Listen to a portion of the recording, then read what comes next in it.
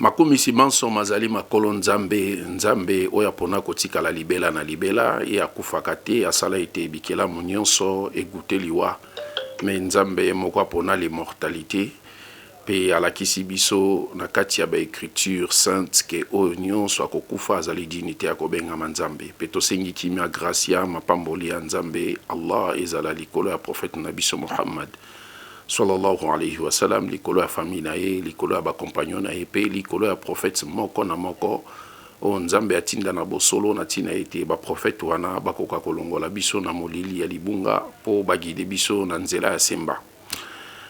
Bandeko batali télévision Jabal Nour lelo tozolobe la sije na biso monene o etali sacrifice ya Abraham.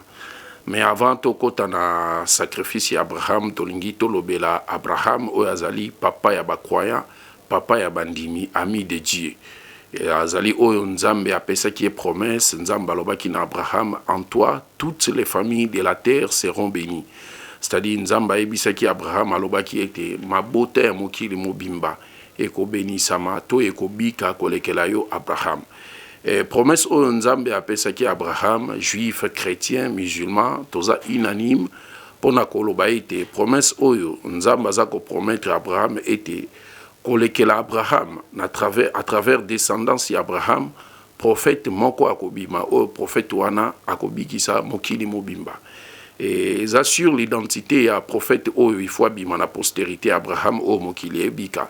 Des juifs, chrétiens, musulmans, tokabwani sur l'identité ya Tomawana.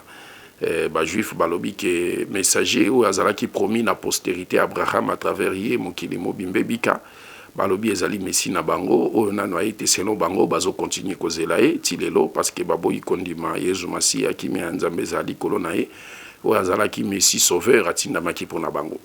Et les chrétiens peuvent tirer corps de côté na bango balobi que non messager ou il fallait bima na postérité Abraham à travers yé mokili mobimbe bika balobi ezali Jésus-Christ qui me nzambe ezali kolonae et ba musulman pe tirer corps de côté na bango balobi que non messager azali promis à bima na postérité Abraham à travers yé mokili mobimbe bika ezali prophète Muhammad qui me nzambe ezali kolonae. Alors nelelo toko meka qu'on identifie vraie postérité Abraham à travers qui l'humanité tout entière sera sauvée. Et tokolobe la sacrifice Abraham entre Isaac et Ismaïl. Mais avant tokota na sacrifice Abraham, Isaac to Ismaïl, tokolobe la nanu point moko eza important au bandeko banon musulman balobaka sur Abraham, sur Ismaïl. Et pambate bandeko banon musulman basusu nyonso te parce que mingi bazui déjà maele balobaka lisusu eloko te. Mais mingi ya banon musulman balobaka ke Ismaïl azali mwana Yakobo et Abraham asalaki Yakobo na Agar nde abotaki Ismaïl azali mwana Yakobo. Oyo nyonso aza koloba ete Ismaïl azali Yakobo azali na malédiction ya Nzambe pambate Nzambe ayebisi Abraham na Genèse 12 alobi na Abraham je bénirai quiconque te bénira et je maudirai quiconque te maudira. Ça dit tant oza ko akizi ozoloba ke non Ismaïl azali mwana Yakobo oza ko akizi Abraham asalaki Yakobo ndabotaki mwana Yakobo. Or que prophète monene lokola Abraham azali père des croyants amis de Dieu akoki kosala Yakobo te pe Nzambe akoki kotika ete atombe na Yakobo. Alors bato ebele bayebaka te ke Ismaïl azali fils légitime d'Abraham mwana ya Abraham parce que selon loi ya époque ya Abraham la loi mésopotamienne à l'époque et bandaki ko autoriser maîtresse ou azali stérile azwa servante na ye apesa na mwasi na mobali na ye po bana ete bakobotama à travers servante wana bakozala bana ya servante te me bakozala bana ya maîtresse ou azali stérile nde yango wana tozwi yango na Genèse chapitre 16 verset 1 à 16 Bible lobi Sarai femme d'Abraham ne lui avait point donné d'enfant. Elle prit sa servante Agar la donna pour femme à Abraham. Bible biso na Genèse chapitre 16 kobanana verset 1 à 5. Sarai, mwasi Abraham azalaki na mabota te. Azui servante na ye Agar apesie na Abraham lokola mwasi. Bible lobi Sarai donna à Agar Abraham pour femme et non pas pour concubine, to pas pour likango non. Bapesie lokola mwasi. parce que ezali loi à l'époque ezalaki ko autoriser netolobi loi mésopotamienne ezalaki ko autoriser que maîtresse ou aza stérile azwa servante na ya pesa na mobali na ye lokola mwasi et bano bakobotama na servante bakozala bana ya maîtresse ou azali stérile. Donc Ismaïl azalaki mwana ya Sarah selon la loi mésopotamienne. Juridiquement Ismaïl azalaki mwana ya Sarah, mais biologiquement azalaki mwana ya Agar. Et la même chose et salama qui est pas à Jacob. Jacob ou azali tata ya bana Israël na Genèse chapitre 29 banda na intinacé pe na Genèse chapitre 30 ko banda na intinacé. Bible ebisi biso Jacob alingaka bala Rachel. Bon père na là-bas ma ebisi que non. Selon la loi, okoki kobala leki abaya kaliboso ya yate. Banana no kobala ya Léa après ya kobala Rachel. Jacob andimi yango azu abali Léa l'aîné après kobala Rachel la cadette. La Bible ebisi biso que Rachel moi si ami balé à Jacob abanaki kobotati. Tanga zalaki kobotati azu servante na Bila apesi na Jacob lokola mwasi. Et Jacob aboti na servante ya Rachel Bila bana mi balé ya mi bali. Et à un moment donné, moi si à liboso ya Jacob Léa, ya Rachel, libomone kangami atiki kobota, azupe servante naye Zilpa, apesi na Jacob lokola mwasi pe aboti na servante ya mwasi naye liboso Zilpa, bana mi bale ya mibali. Alors bana wana basi ya Jacob, na Rachel, na Bila, na Zilpa, bana wana nyonso nde ba formé 12 tribus à maison d'Israël. Penzamba bénir bango pe ba prophète babimi na simana bango. Donc loi à l'époque où ebandaki ko autoriser servante aza stérile azwa moi peut-être maîtresse aza stérile azwa servante nae apesa na mobali nae lokola mwasi nde tolobi ezali loi à l'époque où ezalaki ko autoriser Sarah azwa Agar apesa na Abraham lokola mwasi. Pe na Genèse chapitre 16, kobanana 1 na 5, Sarah lo bibi que à travers elle, c'est-à-dire à travers Agar, ngai Sarah nazwa nani, nazwa bana. C'est-à-dire bana bakobota mana servante bazalaki bana ya maîtresse ou azalaki stérile. Alors ceux qui Agar azalaki mwasi Abraham, boni to kolobake Ismaïl azali mwana makangu.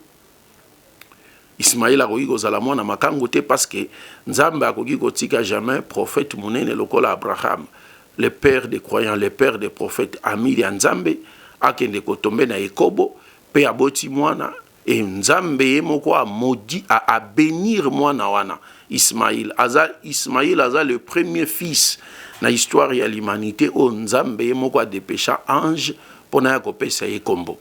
Et Ismaïl ezali non théophore, c'est-à-dire kombo ezali lié na tribu ya Nzambe. Parce que Ismaïl signifie Dieu est celui qui attend. Nzambe azali o ayokaka. Est-ce que Nzambe akoki koponela mwana Yakobo kombo nde ba non musulman balobaka. Parce que soki Ismaïl azalaki mwana Yakobo, est-ce que Nzambe akoki koponela mwana Yakobo kombo? Lorsque Nzambe maudire bana Yakobo na kati ya Bible na Deutéronome chapitre 23 verset 1 à 3, Nzambe alobi bana Yakobo bakokotaka na ensemble na eteti na 10e génération.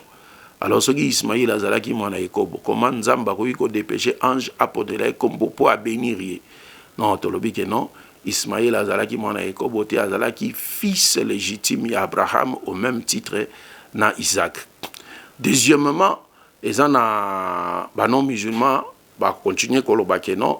Sarah asengaki na Abraham abengana Agar na Ismaïl.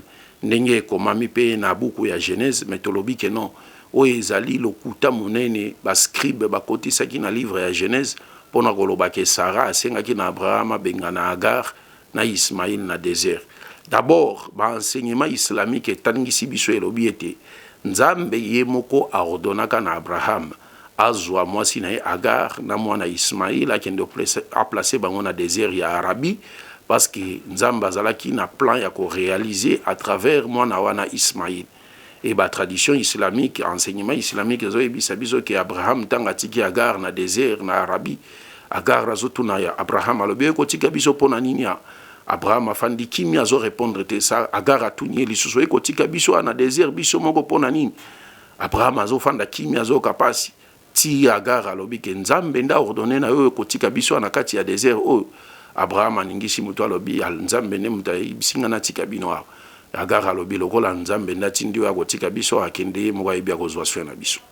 Alors, mais totangi na kati ya Bible balobi ke Sarah asengaki na Abraham abengana Agar na Ismaïl. Eza lokuta. Pona nini preuve ezolakisa biso lokuta. Parce que toyebi biso ba sont juifs, chrétiens, musulmans que Abraham autaka na Agar na Égypte. Soki ezalaki qu'il fallait ko bengana Agar. Mais yalingaka zongisa na Égypte pour pas ba parents na ye. Pourquoi que ko tika na désert ya Arabie place azana bande côté ni mai eloko kolia te. Pourquoi? Olia ki ne kozongisa na Égypte place ba parents na ye. Mais te rappeler que Agar azalaki esclave te. Ne batumisu balobaka non, Agar azalaki princesse fille à Pharaon d'Égypte. Ou ezali reconnu pas ba juif na pas ba musulman, soko kotina net soko mi Agar princesse fille de Pharaon. Okoyoka ba commentaire ya ba juif ba déclaration ya ba juif, bazola ki sake Agar azalaki princesse fille à Pharaon d'Égypte. Parce que Abraham akimaki mboka na ye ayaki d'Égypte pona koluka bilei. Alors, arogi jamais koya na mboka o ezalaki ko dominer à l'époque. Aye azui une égyptienne moko akena na mboka na ya commissaire esclave ko yugo salamate ezandenge moko lelo États-Unis d'Amérique eza ko dominer monde yo congolais okena États-Unis d'Amérique ozui une américaine moko e na ya na kati ya Congo commissaire esclave mais Amérique mobimeke tomboke ko déclencher même guerre contre RDC juste pour na ko récupérer américaine yo ko commissaire esclave na kati ya Congo. Cela va de même na époque Abraham. À l'époque Abraham, Égypte nde bandaki ko dominer monde. Donc Abraham ne pouvait pas reconnaître en Égypte, azoyi une égyptienne comme esclave na mboka na ye. Non, c'est impossible. Nde enseignement islamique na et pas ba juif et bisi biso que Agar azalaki princesse fille à Pharaon d'Égypte. Tango Pharaon Égypte alingaki azwa Sarah a commissaire moi si na nzamba intervenir à empêcher qui Pharaon a touché moi si à prophète pe ba miracle salamaki a minene pour na ko punir Pharaon, roi d'Égypte, pour reconnaître qu'il échappé na malédiction, nanda bimisa qui moi nanae Agar, a payé na Abraham, alobi na reconnaître que vous allez prophète Mosali Nzambe, zoa moi nananga Agar, a kene ko fanda ipa inayo, ou lia fanda ipa nanga na bomengo elo komo ko ezate afanda nanda kuna prophète. Ndebo ba enseignement islamique etangisi biso. Alors, eloko ni eza elakisi biso eza lokuta. Parce que nde tolobi que soki ifalaki Abraham abengana Agar alingaka salanine alingaka zongisa Agar na Égypte et pas ya ba parents na ye pourquoi qu'il ne ko placer na désert ya Arabie de tolobi que non ezali récit à lokuta Nzambe nda ordonnaki na Abraham azwa Agar na mwana na Ismaïl akende ko placer bango na désert ya Arabie parce que Nzambe azalaki na plan ya ko réaliser à travers mwana wana conformément la promesse ya Nzambe ou ezwami na Bible judéo-chrétienne na Genèse chapitre 17 verset 20 Nzamba ebisi Abraham à l'égard de ton fils Ismaïl je t'ai exaucé je le bénirai je ferai de lui une grande nation. Alors pour un problème étalé sacrifice il y a Agar il y a plutôt Abraham mwana nini oyo Abraham alengaki abonzela e a sacrifier le pa ya Nzambe. Bon ba chrétien balobi ezali Isaac ba musulman balobi ezali Ismaïl. Bon problème siko ya ba chrétien ezali wap problème ba chrétien ezali na Genèse chapitre 22 au verset tolingi to examiner to eba si réellement mwana oyo Abraham alingaka sacrifier le pa ya Nzambe ezalaki Isaac parce que problème ezali na Genèse chapitre 22 verset 1 à 3 balobi Nzamba ebisi Abraham alobi sacrifie-moi ton fils ton unique fils celui que tu aimes Isaac.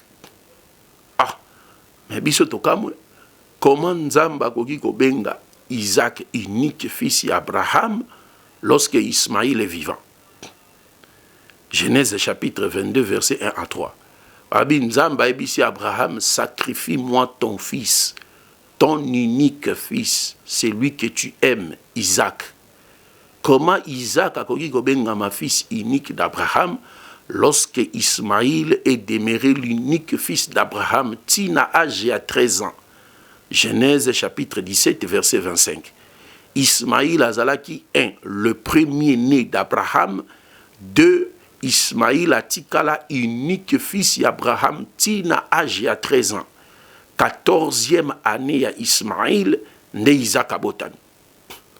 Comment bakoki kobenga Isaac fils unique d'Abraham lorsque Ismaïl est vivant? Et ça est impossible. Et puis, bolanda interpolation a joué la kisanakati a texte. Babi, sacrifie-moi ton fils, ton unique fils, Isaac. Mais quand on parle de l'unique fils, on n'a aucune raison de citer son nom. Et tant que citer unique fils, parce qu'il est connu comme étant l'unique fils. Et là, la Bible le dit dans Jean 3,16, car Dieu a tant aimé le monde, il a donné son fils unique, afin que quiconque croit à lui ne périsse point dans les péchés, mais qu'il ait la vie éternelle. Ce que tous les chrétiens sont versés au fils unique et en Zambezanani. Ah oui, bisous Jésus. Mais on n'a pas cité le nom de Jésus. Bah, cité comme Jésus, parce que quand on parle de l'unique fils, bazarami balede bazalaga amoko. Quand on parle de l'unique fils, on n'a aucune raison de citer son nom parce qu'il a connu comme étant l'unique fils de cet homme-là. Mais dans Genèse chapitre 22, sacrifie-moi ton fils, ton unique fils, Batangi Isaac. Non. Et là, il y a une interpolation, c'est-à-dire, comme Isaac, ezali ajout na kati ya texte ya Genèse chapitre 22, parce que Nzamba benga jamais Isaac, unique fils d'Abraham, lorsque Ismaïl est vivant. Mais au moment du sacrifice, ezali épreuve, Nzamba va mettre Abraham à l'épreuve. Parce que Nzamba osenga Abraham moana, selon Genèse chapitre 15. Nzamba lobi Abraham a ebisi Nzamba ozotikanga nazokende boye sans héritier. Na monite Eliezer ya Damas a kozala héritier na Nzamba pese promesse lobi te okobota moana, yinda kozala héritier na. C'est-à-dire, au moment du sacrifice, Nzamba va mettre Abraham à l'épreuve. Au moment du sacrifice, Abraham a dit que baleta na mwana moko. Parce que l'épreuve est facile, et pas Abraham a balé au moment du sacrifice. Donc, Abraham a sengi Nzambe mwana. Nzamba pesi mwana kaka moko wana o Nzamba pesi Abraham. Et en plus, Nzamba mettre na épreuve kaka mwana na moko wana o pesi de Nzamba zo senga ya bonzela yi. Donc cela montre qu'au moment du sacrifice, Abraham azalaki na bana mibale te azalaki kana mwana moko. Or l'unique fils d'Abraham o atikala tina âge ya 13 ans azalaki unique fils d'Abraham ezalaki nde Ishmael. Genèse chapitre 17 verset 25. Ismaïl atikala unique fils d'Abraham tina âge ya 13 ans. 14e année à Ismaïl nde Isaac abotami. Comment Nzamba goyi benga Isaac unique fils d'Abraham lorsqu'Ismaïl est vivant? De tolobi que non.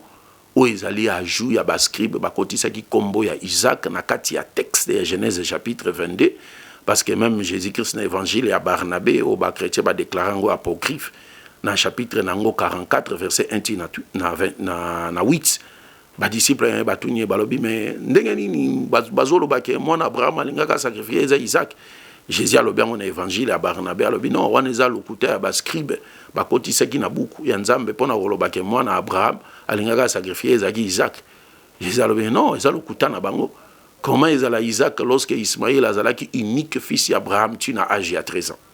Eza na évangile à Barnabé Jésus a lobi ngo mais eza parmi ba évangile l'église catholique a déclaré ngo apocryphe. Et lokoni nezola ki sali susu ke eza interpolation et kotaki wana. Parce que ce qui est tangi contexte de Genèse chapitre 22, bandana intinasi, Bible lobi, Nzamba zo ebisa Abraham, na verset 5 tinase, azo ebisa Abraham lobi, lokolo boela kingai mwana ko sacrifier nga mwana na oyo yali kindate. Nga na ko sala ete mabota na we sala nini ekoma ebele.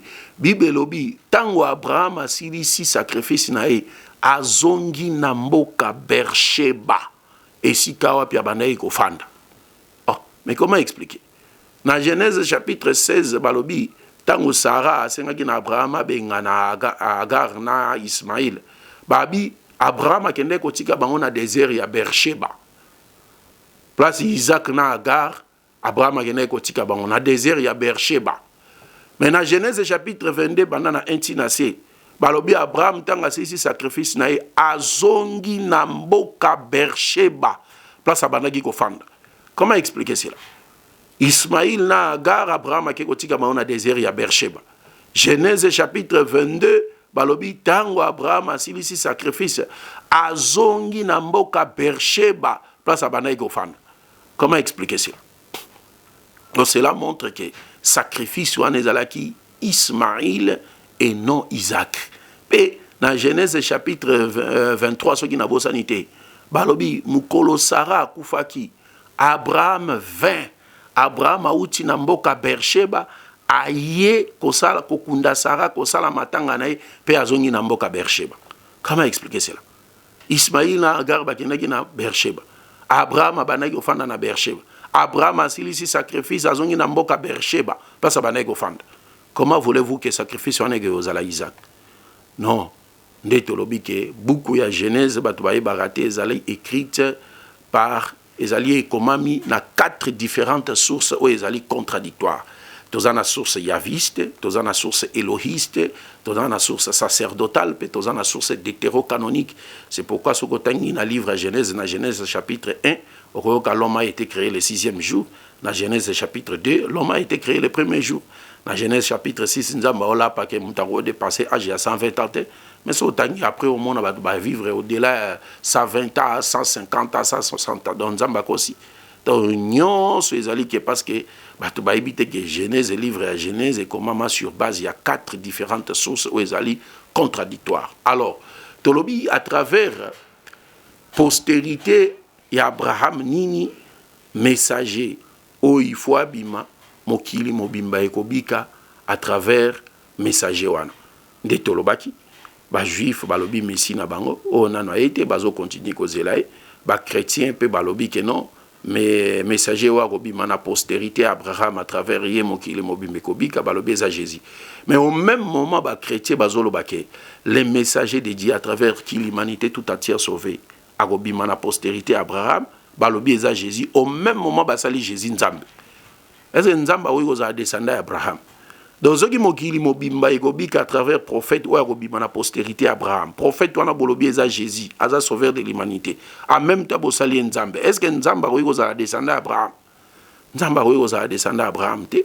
Nde nzamba yebisi biso na kati ya Saint Coran. La mialide wala miolade.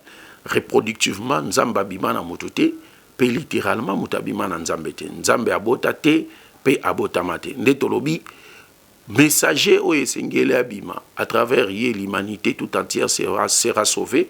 Akobima na postérité Abraham, pe akobima na mwana nini, akobima na Ismaïl et non na Isaac. Parce que promesse ya nzambe na Isaac, eza ko concerner kaka Isaac na postérité na ye. Nde nzamba lobi dans Genèse chapitre 17 verset 19, nzamba lobi je conclurai une alliance avec Isaac, une alliance avec lui et sa postérité après lui. Donc l'alliance est concernée car Isaac n'a postérité naïe, pas avec toute l'humanité. C'est pourquoi tous les prophètes au Babima na postérité à Isaac, bango nyonso batinama kaka pona bana Israël, y compris Jésus-Christ oazali dernier prophète atinama ki pona bana Israël, ndenga lobi na Matthieu chapitre 15 verset 21 lobi je n'ai été envoyé qu'aux brebis perdues de la maison d'Israël. Mais le seul prophète de Dieu, ici, où abimi na postérité Abraham, où atinama pour toute l'humanité à travers yé, mokili mobimbe kobika, ezali prophète Mohammed, sallallahu alayhi wa sallam, parce qu'abimi a outi na postérité, il y a descendance, il y a une femme noire, Agar. Prophète Mohammed abimi na descendance, il y a femme noire, Agar. Deux, aza le seul prophète, Oyazala na disciple noir de son vivant pendant son ministère, Bilal, un Éthiopien. Et Nzamba ebisi biso na Saint Coran, na surat 34, verset 28, alobi, Wama arsalnaka illa kafata linasi bashiran wa naziran, walakinna akthara nasi la ya'lamun. Nzamba ebisi biso alobi, nous ne t'avons, ebisi prophète Mohammed, nous ne t'avons envoyé comme annonciateur et avertisseur pour toute l'humanité. Mais la plupart des gens ne le savent pas. Nzambalobi o Mohammed totindaka o lokola annonciateur, un annonciateur où il y a quoi annoncer bonne nouvelle, il y a paradis, et un avertisseur où il y a quoi avertir bateau contre les châtiments de l'affaire. Nzambalobi pour toute l'humanité et à Silisi Nasukalobi, mais la plupart des gens ne le savent pas. Mingi ya batou ba ebite que prophète Mohammed qui met Nzambe za likolonae atindami pour toute l'humanité. De yangoana oyo ezalaki réservé pour na émission na biso tranche na biso ya sacrifice ya Isaac to Ismail. Assalamu alaikum wa rahmatullahi wa barakatuhu.